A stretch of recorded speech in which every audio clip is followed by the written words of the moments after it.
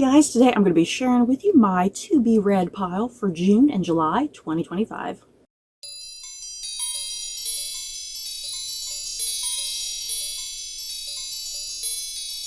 So before I head into my TBR for June and July, how did the previous TBR go for what, April, May, right? Yeah. April, May went very well, and as always, I say this every single TBR, I always feel like I get myself a little over ambitious, and I'm going to have stuff carrying over into the next TBR, but no, I got done super early with my April, May TBR that I was able to, this TBR, I was able to go ahead and get started on it early, which is always a good thing. It's always a plus. The more books I can get done, the better, because I have too many. But yeah, the April, May TBR went very well. For the most part, I think I enjoyed just about everything in that TBR. Maybe like one or two things I didn't particularly like, but yeah, like I read Hungerstone by Kat Dunn. That's going to easily be one of my favorite books of 2025 when I do my end of year list of favorite books. Yeah, Hungerstone was amazing. I also got around to The Favorites by Lane Fargo. That was also amazing. That's going to be another contender for my top favorite books of 2025. Yeah, I read Victorian Psycho by Virginia Fito. That was great. Seriously, my TBR for April, May was fantastic, because I think at the beginning of the year, my first couple TBRs were kind of like, hit or miss, and kind of some more lackluster things with a few hits in there, but not many. But yeah, April, May, just about everything was pretty damn good. So yeah, let's get going into June and July TBR with what I plan on reading. Definitely some more excitement going on here. Let me start with these two books really quickly. For the year of 2025, I have been wanting to get through the entirety of the Last Kingdom series by Bernard Cornwell. The Last Kingdom series is like 13 books long, and yeah, if you can't tell, The Last Kingdom was turned into a pretty popular Netflix TV show. I loved that TV show. I had a recent rewatch of it late last year in 2024, and so I was like, you know what, with the show fresh in my brain and my memory, I want to read the books this year. So yeah, each TBR, I've been reading a couple books at a time. I feel like that's kind of the best way for me to consume them, since it's such a long series. Like I said, it's 13 books. So yeah, this TBR, I plan on getting through the next two books in the series, books 7 and 8, I believe, right? Yeah, books 7 and 8. Yeah, the first one being The Pagan Lord, and the next one being The Empty Throne. Oh god, that's so shiny, but can you see it? Yeah, I think you can see it. And so far, my reading of these books has gone pretty well. I've enjoyed them.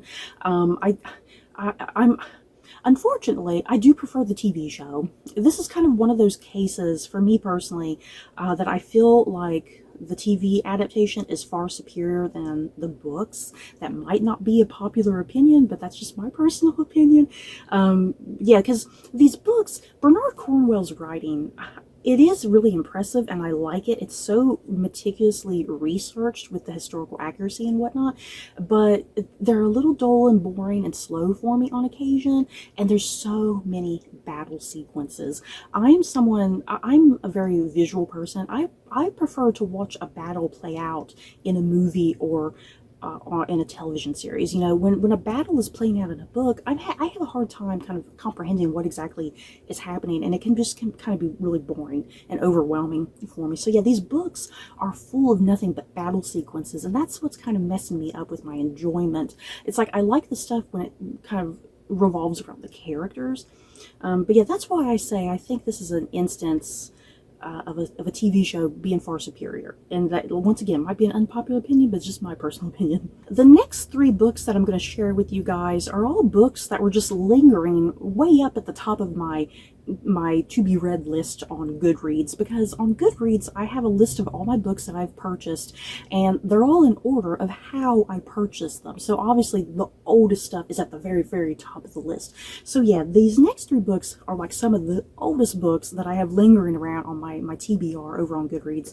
So it's like, I need to get through them. You know, rather than letting them just left to linger, let's get through them. So up first I have Eye of the Red Czar by Sam Eastland. end. And this is actually book 1 in this particular series. I'm not quite sure how many books the series ended up having.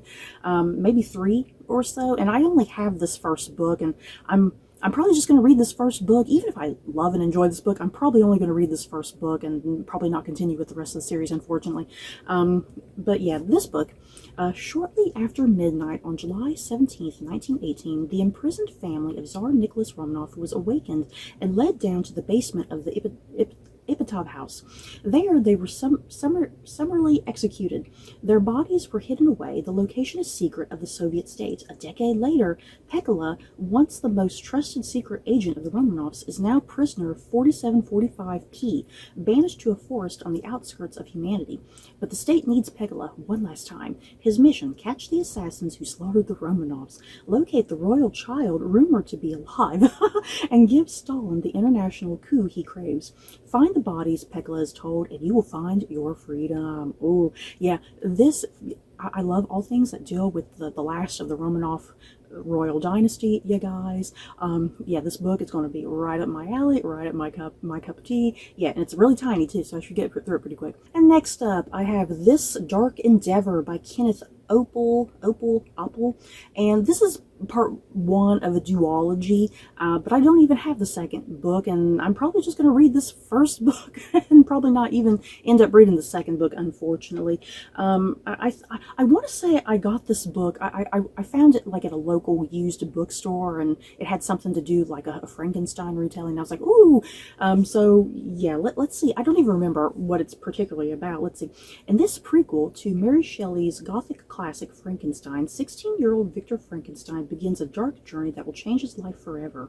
Victor's twin, Conrad, has fallen ill, and no doctor is able to cure him. Unwilling to give up on his brother, Victor enlists his beautiful cousin Elizabeth and his best friend Henry on a treacherous search for the ingredients to create the forbidden elixir of life.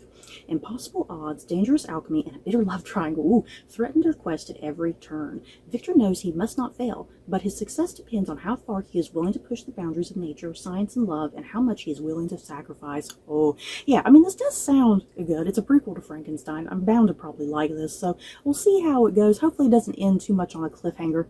I have a feeling it is, but yeah, I don't think I really have any desire to pick up the second book in the series, so hopefully this kind of stands alone to some degree. And then the next book I have here is The Dog Master by W. Bruce Cameron, a novel of the first dog. And this is actually a book that's been floating around in my sister's room, and she read it and she liked it, and so I was like, you know what, I'm going to put it on my TBR because I would like to read it sometime in the future, so the future is now. Yeah, let's see, what is this book about? It sounded really adorable. 30,000 years ago, ice was storming the planet. Among the species forced out of the trees and onto the steeps by the advancing cold was modern man, who was both predator and prey. No stranger to the experiences that make us human: a mother's love and a father's betrayal, tribal war and increasing famine, political intrigue and forbidden love, joy and hope and devastating loss.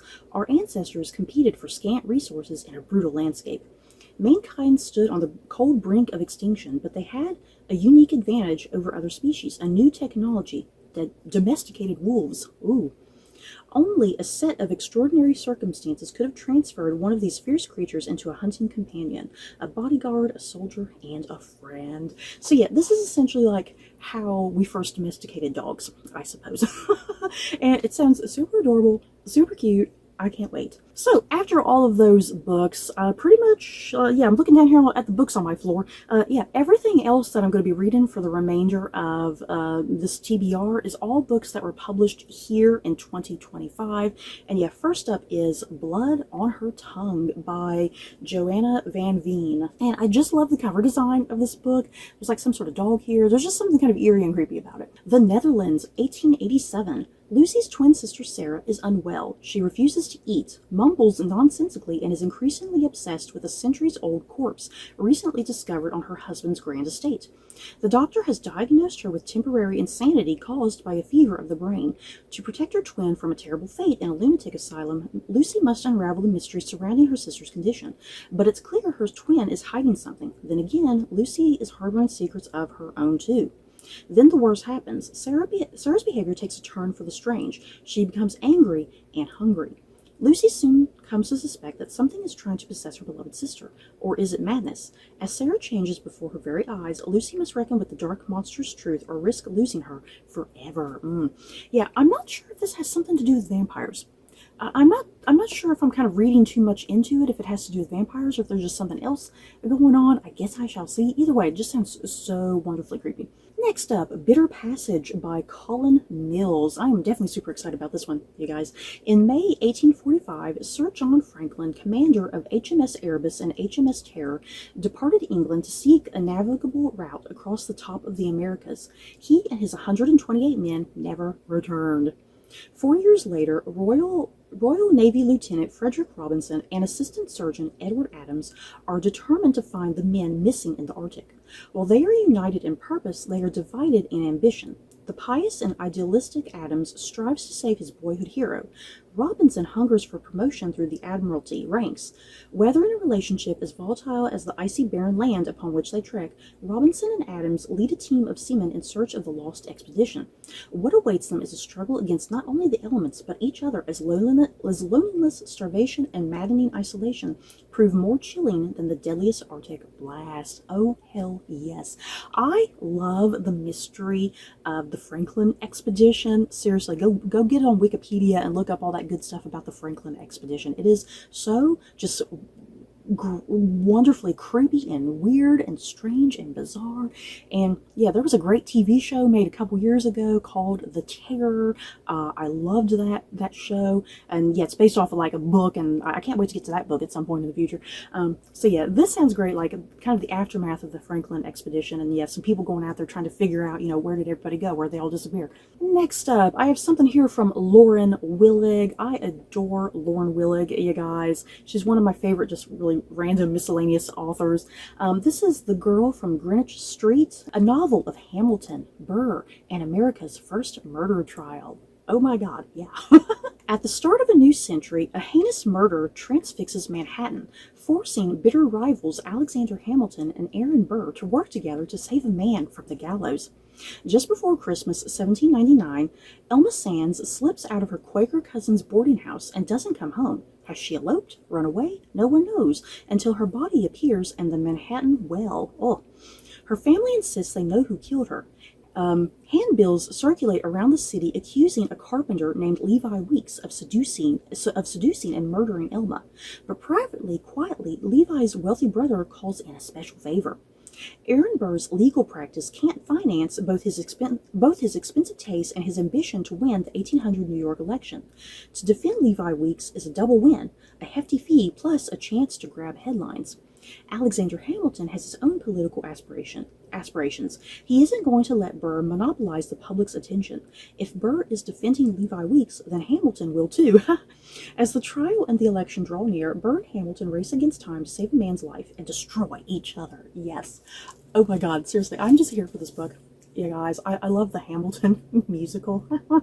So yeah, a book about Hamilton and Burr and just some crazy murder trial that I've never heard of. I can't wait to see what happens. Then next up, probably my most anticipated book out of all the books that I'm going to be reading is this one here. This is The Pretender by Joe Harkin. In 1483, John Collins' greatest anxiety is how to circumvent the village's devilish goat on his way to collect water.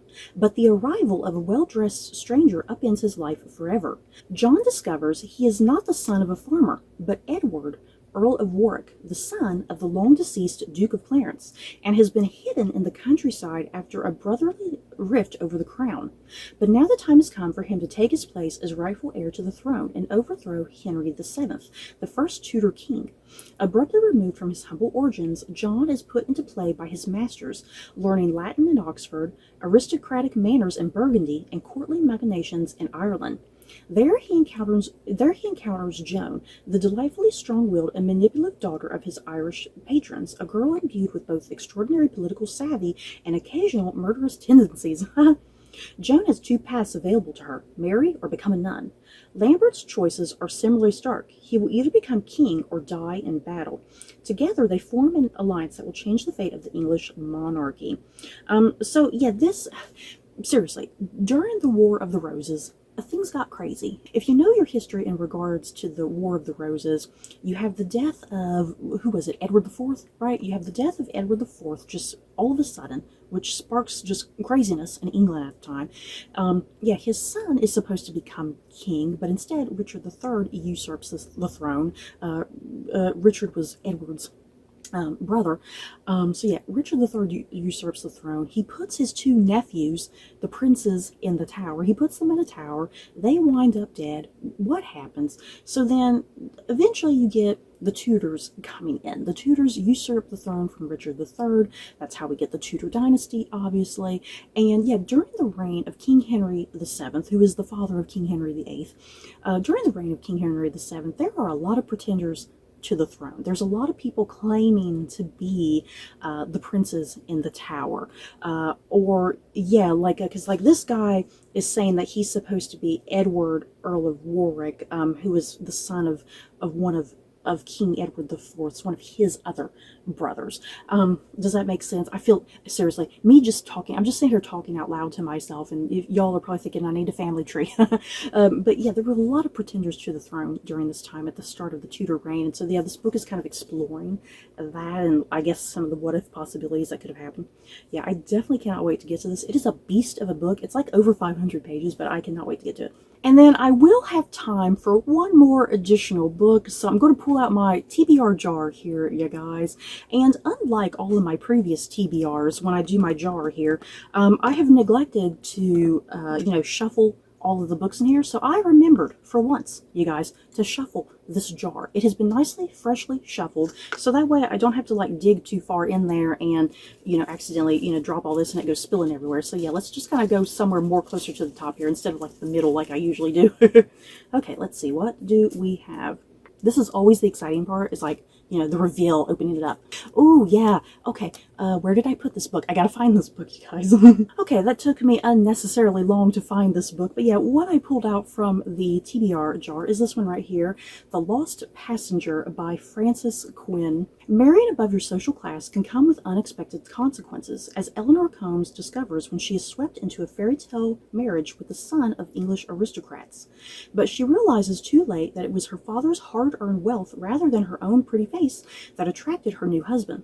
Ground down by rigid social rules that include her being allowed to see her nanny-raised infant son only briefly each day, Eleanor faces a lonely future. But a gift from her father, tickets for the maiden voyage of the SS Titanic, a luxurious new ocean liner, offers an escape from the controlling atmosphere of her husband's ancestral home and some precious time with her little son Teddy. After the ship goes down, well, good Lord, they already just kind of spoil it right there, don't they? After the ship goes down, Eleanor grasps at the chance to take Teddy and start a new life in America. They can disappear completely if they are listed among the dead. So a now penniless Eleanor must put that terrible night behind her and learn to survive in a brash new world, entirely different from her own. And when a face from the past appears, she must risk everything to keep her secret and her son. Oh, so yeah, it sounds like part of this book will take place like pre-Titanic, and then on the Titanic, and then like a huge chunk of it will be after the Titanic. Seriously, I have a feeling her husband's gonna die. He's gonna, you know, the whole women and children first thing. I'm gonna predict right now, I bet her husband dies. She's gonna use that as an opportunity to, you know, get out of her strict social confines and, you know, escape into America with her son. So yeah, I love all things Titanic, you guys. Definitely cannot wait to get to this. So you guys, that is it for everything that I plan on reading in this upcoming TBR. In the comments below, have you guys read any of these books? Do you plan on reading any of them? Just let me know. So that's it for this video. Don't forget to like, comment, and subscribe. And if you like this video, you may like these other videos. Bye, guys.